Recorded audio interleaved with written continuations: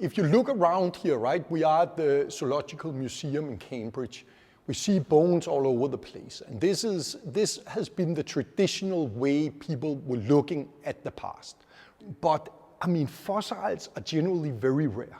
Every single cell, right, in the body contains DNA. And a ground sloth like this, or an elephant, they're shedding DNA all the time to the surroundings, right? So it's just, if I do like this, DNA will be on this table for me, right? So we are walking around on DNA from the present, and if we dig down, DNA from the past.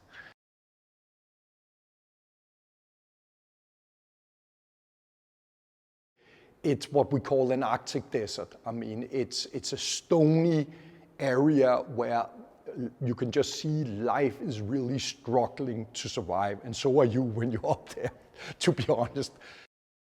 We tried with the present day, or with those techniques that were available at the time, and we got nothing, right? I mean, and the general notion at that time was, well, DNA can maximum survive for 1 million years. So it wasn't that surprising. But every time we made improvements in our DNA extraction methods or our sequencing abilities, we went back to the CAP Copenhagen samples and tried, right? And we failed, and we failed, and we failed until a couple of years ago. And suddenly we got a hit, right? And we could see, well, we're there.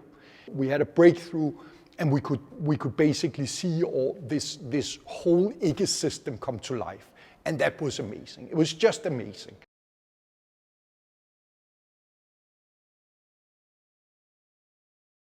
So at that stage, it was like, whoa, we got DNA out. That is 2 million years old, right? The second whoa was, I think, when we got the animal DNA out, because it was just incredible, right? I mean, we had so limited knowledge of what animals were there. There was mastodons running around, reindeers, geese, hares, also marine animals like the horseshoe crab, which suggested a much warmer environment, even in the sea during that time, which was also surprising.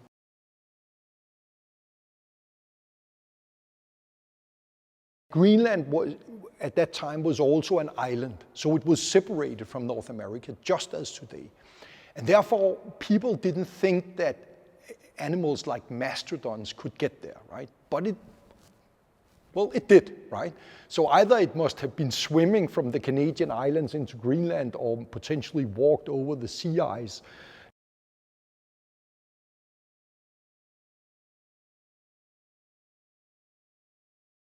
Paleontology, obviously, you can do more than just identify the bone, right? So if you find parts of a skeleton, you can also say things about locomotion, for example. You can say something about whether it was hurt or damaged, during life, for example. DNA can't tell you anything about that. But what DNA can is, it gives you information about the genetic code itself. It gives you the opportunity to follow evolution in action, basically, right? You can actually see how species are genetically evolving and changing. It also gives an opportunity to not only see it on a species level, but a whole ecosystem level.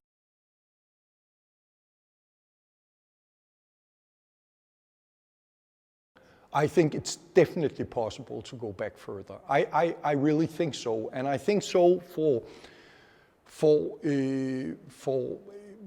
at least one important reason. We can see that some of the DNA that is captured in the sediments, to clay particles, we are not really able at this stage to properly release.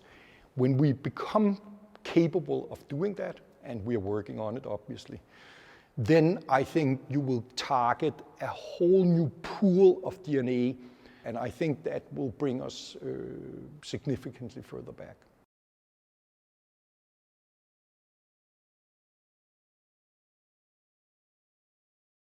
I remember it was during my doctorate, and I went into my supervisor, and I said to him, well, I think maybe I will try to test whether DNA from animals and plants can survive in the soil, right? because I was sitting out looking at the window and I saw leaves fall down from the trees and a dog taking a crap on the street.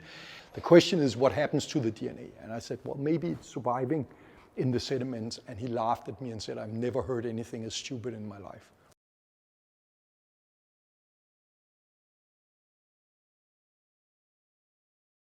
It's great. I mean, this is why you do science, right? It's for those moments, you know, where you're just like, oh my God. I mean, it's just changing the way we looked at things. And this is the dream of a scientist, right?